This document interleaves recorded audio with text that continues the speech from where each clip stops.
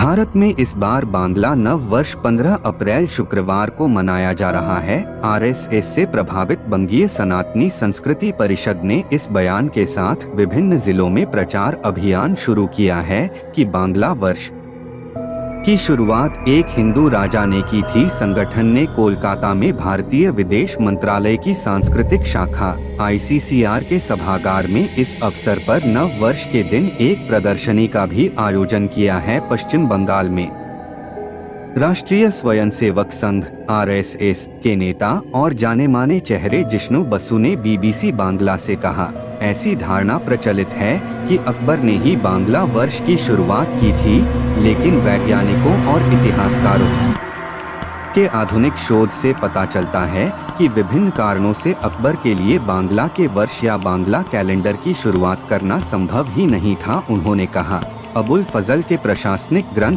आइन अकबरी में भी साल दर साल की अनेक घटनाओं का जिक्र है, लेकिन वहाँ भी बांग्ला वर्ष की गणना का कोई जिक्र नहीं है। अकबर के जीवन काल में कभी भी बंगाल पर उनका पूर्ण नियंत्रण नहीं हुआ।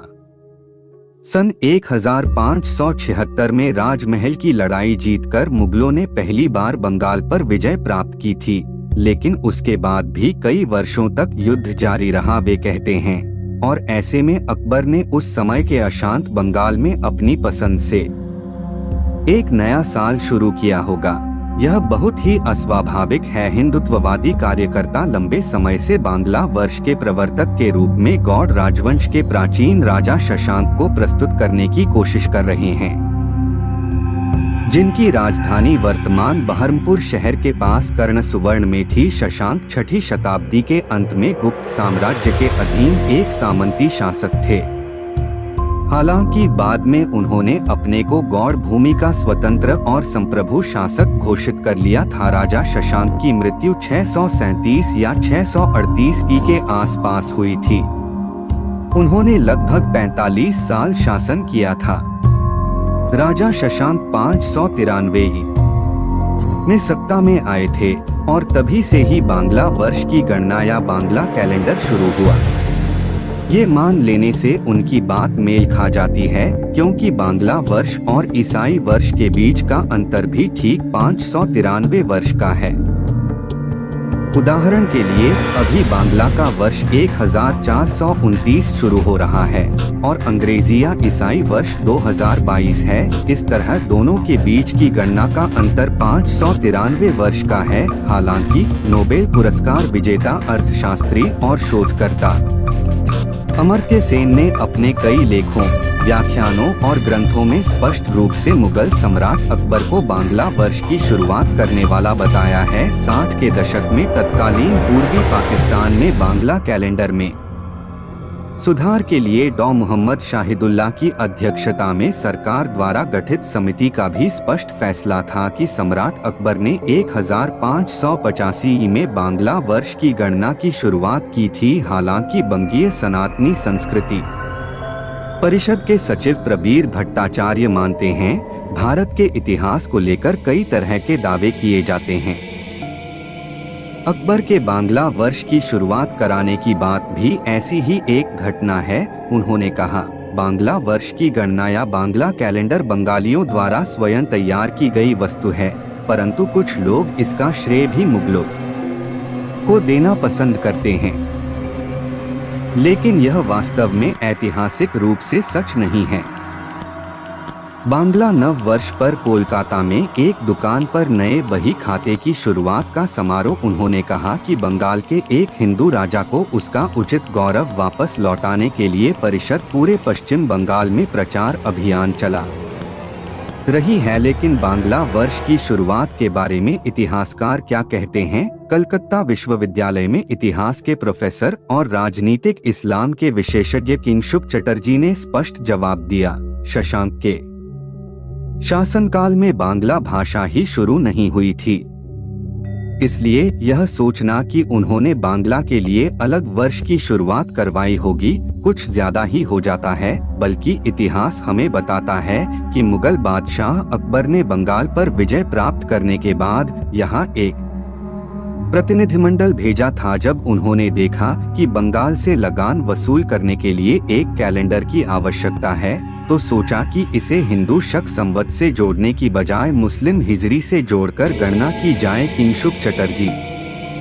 ने बीबीसी बांग्ला को बताया, शायद इसी तरह अकबर के दूतों ने बांग्ला कैलेंडर की शुरुआत की थी। बंगाल में मुगल काल के इतिहास के विशेषज्ञ वयोवृद्ध इतिहासकार अरुण बंद्योपाध्याय के विचार हालांकि इस मामले में कुछ अलग हैं। उन्होंने बीबीसी को बताया, वास्तव में फसल के आधार पर वर्ष गिनने की प्रथा, जिसे फसली कहा जाता है, भारत में लगभग हर जगह प्रचलित थी और बंगाल कोई अपवाद नहीं था। हो सकता है कि इसी फसली को अकबर ने बंगाल में कुछ बदलाव करके इसे नियमित किया हो, इसका श्रेय निश्चित रूप से उनको जाता है।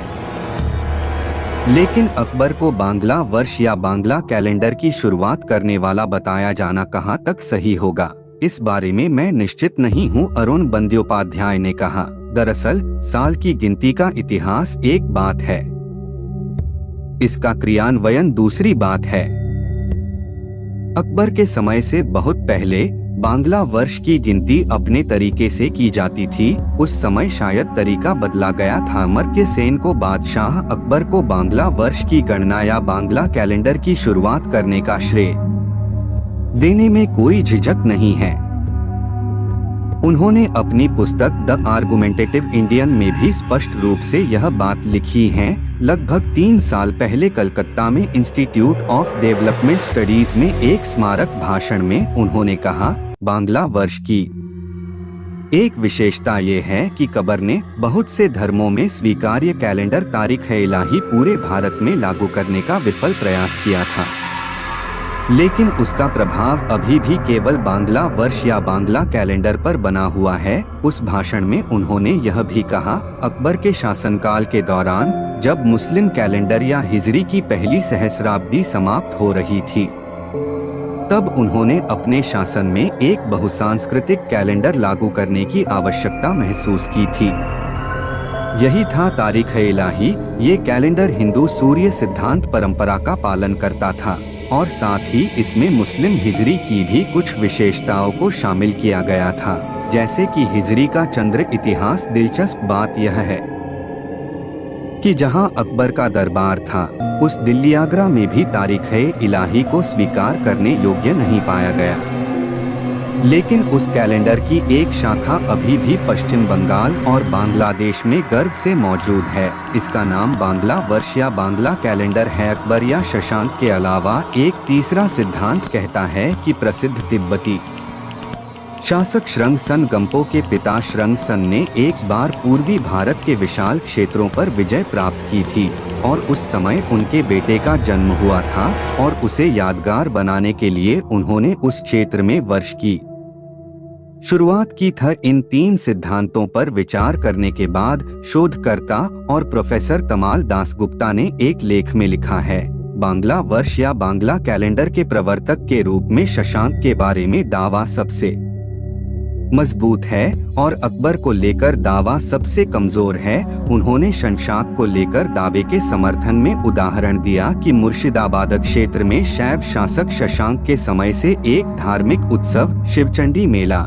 चल रहा है। तमाल दासगुप्ता प्रश्न करते हैं, यदि शशांक द्वारा शुरू किया गया एक शैवतांत्रिक उत्सव बंगाल में लगातार 1400 वर्षों तक जारी रह सकता है, तो क्या उसके द्वारा शुरू की गई वर्ष की गणना नहीं जारी रह सकती? संघ परिवार अब हिंदू राजा शशांक के समर्थन में इस तरह के तर्कों का सहारा लेकर उन्हें बांग्ला वर्ष के प्रवर्तक के रूप में स्थापित करना चाहता है। इस पहल का हालांकि एक राजनीतिक उद्देश्य भी है। कहा जाता है कि लगभग 1 सहस्र वर्ष बीते हैं कि बंगदेश के राजाओं ने 5 गौड़ ब्राह्मणों को कार्यवश बुलाया था और सेवा से संतुष्ट कर वहीं रखा। तब से इन लोगों का स्थान वहां भी पाया जाता है, परंतु वास्तव में ये बंग निवासी नहीं हैं। श्री आदि गौड़ प्रदीपिका ग्रंथ में पृष्ठ संख्या 27 पर लिखा है कि आदि गौड़ ब्राह्मणों के 1444 शासनों में से 703 शासन सनाडियों में गिने जाते हैं। प्रारंभ से आदि गौड़ ब्राह्मण अयाचक रहे हैं, परंतु जिन्होंने याचक, याचना और जाति विरुद्ध कार्य करने से ये सनाढ़ बाह्य कर दिए गए विशेष आदि गौड़ों के अब तक जितने शासन, गोत्र आदि मिले हैं उन्हें मैं लिखता हूँ। लिखने का क्रम निम्न प्रकार है। सर्वप्रथम गोत्र का नाम अर्थात जिस ऋषि की संतान हो उस ऋषि का नाम गोत्र होता है। शासन, शासन को अवटंक या अल्ल भी कहते हैं। प्रवर, पहले प्रवरों की अंकों में संख्या दी गई है, फिर प्रवरों के नाम दिए गए हैं। पदवी से नूख भी कहते हैं। इसके पश्चात क्रमशः शाखा, सूत्र, वेद, माता, पिता, ऋषि, गणपति और कुल देवी आदि का नाम अंकित किया गया है। गोत्रों के विवरण के पश्चात एक शासन, गोत्र और के पदवी की सारिणी दी गई है। शासनों का क्रम हिंदी वर्णमाला है के अक्षरों के अनुसार रखा गया है। गोत्र संबंधी संक्षेप जानकारी विश्वामित्रो जमदग्नि भरद्वाजोथ गौतमः अत्रिर्वसिष्ठः कश्यप इत्येते गोत्रः। कारकाह या शून्य, याज्ञ शून्य, स्मृति शून्य। भारतीय साहित्य के अनुसार वशिष्ठ, विश्वामित्र, भारद्वाज, जमदग्नि, गौतम, अत्रि और कश्यप ऋषियों की संतान ही गोत्र कही गई है। इन 7 में अगस्त्य की संतान को भी गोत्र कहा गया है। ये गोत्र पहले तो 7 व 8 ही थे, परंतु आगे चलकर इनकी संख्या हजारों लाखों तक पहुंच गई। इस दृष्टि से कहा जा सकता है कि किसी परिवार का जो आदि प्रवर्तक था, जिस महापुरुष से परिवार चला था, उसका नाम परिवार का गोत्र था और उस परिवार के जो स्त्री पुरुष थे वे आपस में भाई भिन्न समझे जाते थे, क्योंकि भाई बहन की शादी अनुचित प्रतीत होती है। अतः एक गोत्र के पुत्र पुत्री का विवाह वर्जित था। गोत्र के संबंध में याज्ञवल्क्य तथा बोध्यान का कथन है कि इनकी संख्या 8 न होकर सहस्रों है। प्रवर जैसे गोत्र ऋषियों के नाम है, वैसे प्रवर भी ऋषियों के नाम है। प्रवर शब्द वृ वर्णे धातु से बना है। इसका अर्थ हुआ चुन लेना। प्र का अर्थ है विशेष तौर पर जिसे खास तौर पर प्रार्थना के लिए यज्ञ में चुन लिया जावे, उसे प्रवर कहते हैं। ये प्राचीन ऋषि अनेक ऋषियों में से चुन लिए जाने के कारण प्रवर कहलाने लगे। पुरोहित ने जिन ऋषियों को चुन लिया वे पुरोहित के प्रवर हुए, क्योंकि यजमान यज्ञ के लिए पुरोहित को चुनता है। अतः पुरोहित के प्रवर ही यजमान के भी प्रवर समझे जाने लगे। इस प्रकार पुरोहित के और यजमान के प्रवर एक ही हो गए तथा एक प्रवर के लोगों में विवाह संबंध निषिद्ध समझा गया, क्योंकि एक ही प्रवर के लोग आपस में भाई बहन के समान है। प्राचीन काल में जब वेदों का पठन पाठन था, उस समय ऋषियों ने वेदों के पठन पाठन करने की कई एक विधियां निर्धारित की थी। उन विधियों को शाखा भेद कहा करते थे। शाखा भेद के प्रवर्तक ही गोत्र प्रवर्तक होते थे। जो विद्यार्थी जिस शाखा का अध्ययन करता था, वह अपने को उसी शाखा और उसी शाखा प्रवर्तक ऋषि के गोत्र का कहता था। अतः उस जमाने में एक एक वेद की अनेक शाखाएं और अनेक गोत्र हो गए थे और उनके ब्राह्मण अनेक शाखाओं और गोत्रों में बंट गए थे। प्राचीन वेद, स्मृति, उपनिषदादि एवं अर्वाचीन इतिहासकारों के अनेक प्रमाणों से यह स्पष्ट हो चुका है कि सर्वप्रथम सृष्टि के आदि में ब्रह्मा जी से उत्पन्न ब्राह्मण जाति वर्ण एक ही प्रकार की थी।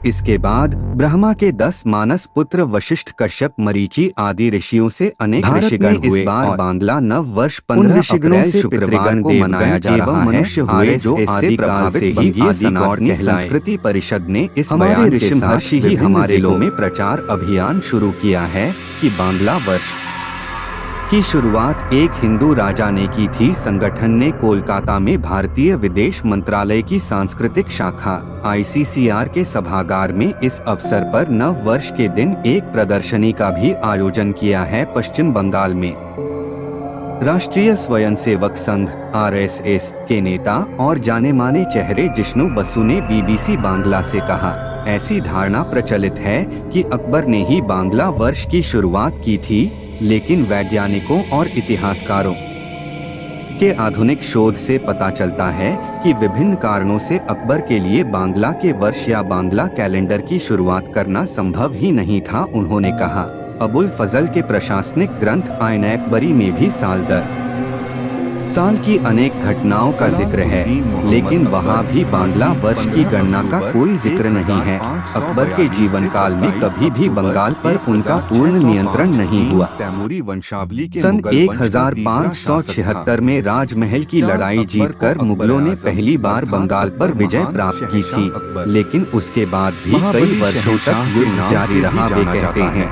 और ऐसे में अकबर ने उस समय के अशांत बंगाल में अपनी पसंद से संस्थापक एक नया साल शुरू किया होगा।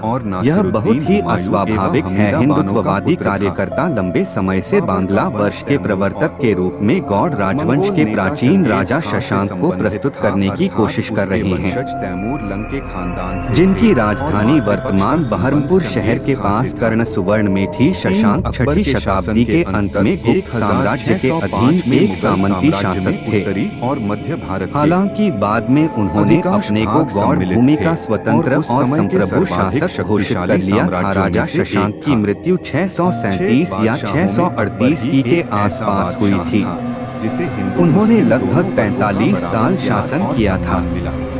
राजा शशांक 593 मुस्लिम संप्रदायों के में बीच सत्ता में आए थे और तभी से ही बांग्ला वर्ष की गणना या बांग्ला कैलेंडर शुरू हुआ। उसका दरबार ये मान लेने से उनकी बात मेल खा जाती है, क्योंकि बांग्ला वर्ष और ईसाई वर्ष के बीच का अंतर भी ठीक 593 वर्ष का है।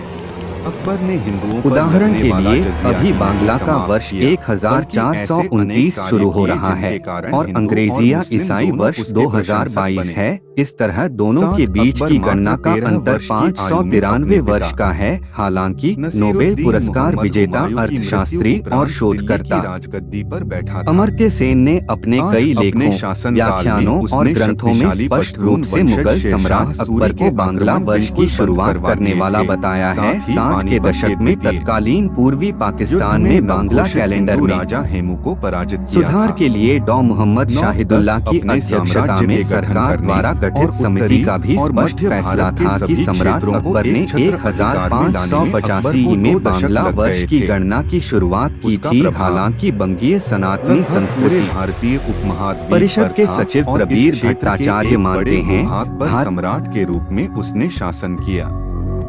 सम्राट के रूप में अकबर ने शक्तिशाली और बहुल हिंदू राजपूत राजाओं से राजनयिक संबंध बनाए और उनके यहाँ विवाह भी किए। अकबर के शासन का प्रभाव देश की कला एवं संस्कृति पर भी पड़ा। 12 उसने चित्रकारी आदि ललित कलाओं में काफी रुचि दिखाई और उसके प्रासाद की भित्तियां सुंदर चित्रों व नमूनों से भरी पड़ी थीं। मुगल चित्रकारी का विकास करने के साथ साथ ही उसने यूरोपीय शैली का भी स्वागत किया। उसे साहित्य में भी रुचि थी और उसने अनेक संस्कृत पांडुलिपियों व ग्रंथों का फारसी में तथा फारसी ग्रंथों का संस्कृत व हिंदी में अनुवाद भी करवाया था। अनेक फारसी संस्कृति से जुड़े चित्रों को अपने दरबार की दीवारों पर भी बनवाया। 12 अपने आरंभिक शासन काल में अकबर की हिंदुओं के प्रति सहिष्णुता नहीं थी, किंतु समय के साथ साथ उसने अपने आप को बदला और